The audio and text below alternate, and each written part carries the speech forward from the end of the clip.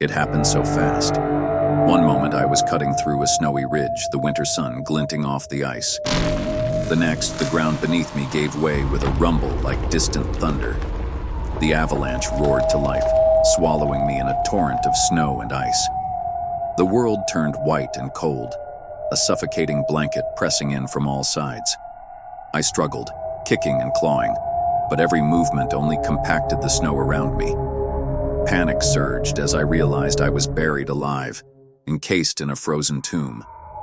The cold seeped through my clothing, biting into my skin.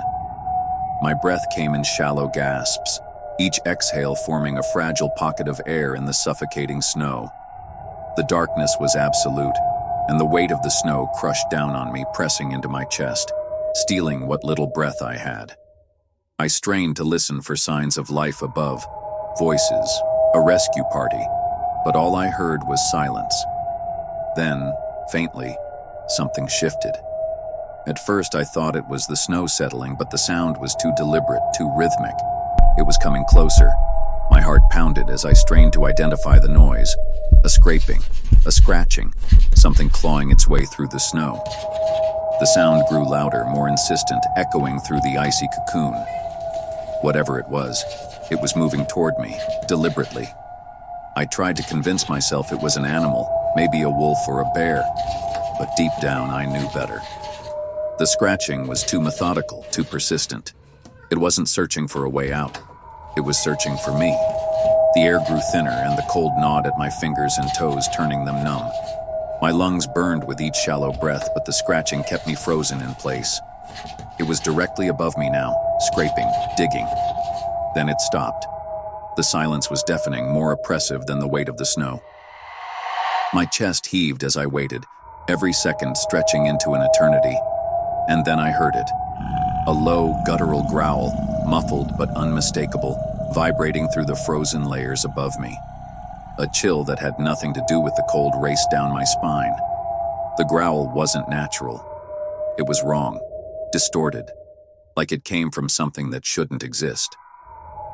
The snow shifted again, collapsing slightly, and I felt something brush against my leg. My pulse skyrocketed. I couldn't move, couldn't see, but I could feel the presence pressing closer. A sharp crack echoed through the ice, and a small pocket of snow fell away near my face. For the first time, I could see something, a glimpse of movement, dark and indistinct, writhing in the narrow opening. I wanted to scream, but my throat closed up, paralyzed by terror. The thing above me shifted again, and I caught a clearer glimpse, elongated fingers, too many joints clawing frantically at the snow. It was digging me out. The snow gave way further, and a sliver of light pierced the darkness, illuminating the thing's face. It wasn't human. Its features were twisted, its skin stretched taut and gray, with hollow pits where its eyes should have been. It let out a sound, not a growl this time, but a guttural croak, as if it were trying to speak. The sound filled the narrow space, reverberating in my skull. The creature reached further, its claws grazing my shoulder. Adrenaline surged, overriding the cold and the fear. I thrashed, using the limited space to twist away from its grasp. My hands found something, a loose piece of ice, and I swung blindly, connecting with a sickening crunch. The thing shrieked, a high-pitched wail that made my ears ring. It recoiled, and the snow above me shifted dangerously, threatening to collapse completely. I didn't wait. With newfound strength, I clawed at the loosened snow, widening the hole the creature had started. My fingers were raw, my nails cracked, but I kept digging, desperate to escape. The creature snarled behind me, its claws raking the snow as it lunged. I kicked wildly, feeling my boot connect with something solid. Another shriek, and the thing retreated, but only for a moment. Light grew brighter as I tore through the snow, and finally I broke through the surface. The air hit me like a punch, frigid but liberating. I hauled myself out, gasping, my limbs shaking with exhaustion. I didn't look back. I scrambled down the slope, my boots slipping on the icy ground. The wind howled, carrying the creature's cries, a maddening mix of rage and hunger. The snow churned behind me, and I knew it was following. I reached a cluster of trees, their skeletal branches offering a fleeting sense of cover. My eyes darted around, searching for anything I could use as a weapon. A broken branch lay half buried in the snow. I grabbed it, the wood splintering in my hands, and turned to face the thing. It burst through the snowbank, its twisted form illuminated by the pale sunlight. It lunged, and I swung the branch with all my strength. The wood shattered on impact, but the creature staggered, its movements jerky and uncoordinated. I didn't wait to see if it would recover.